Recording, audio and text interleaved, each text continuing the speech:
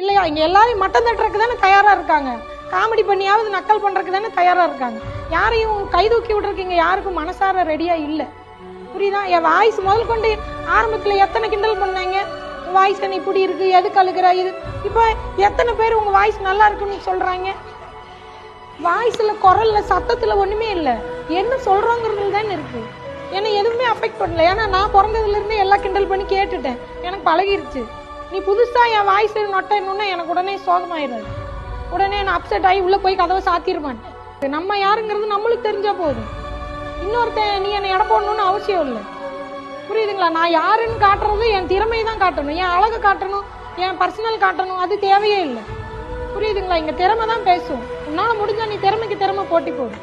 நான் அதுக்கு அழகா இருக்கணும், டெய்லி கிராண்டா ட்ரெஸ் பண்ணணும், இதெல்லாம் அங்க தேவையே இல்லை. உழைப்புக்கு முன்னாடி எல்லாமே அடிபட்டு போயிடும், காணாம போயிடும்.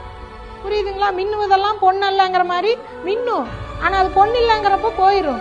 ஆனா தங்கம் டல்லா தான் இருக்கும். ஆனா அதுக்கப்புறம் அது தங்கம் தெரிஞ்சுட்டா அதை பொக்கிஷமா வச்சுக்குவாங்க, அதை தூக்கி வீச மாட்டேன்.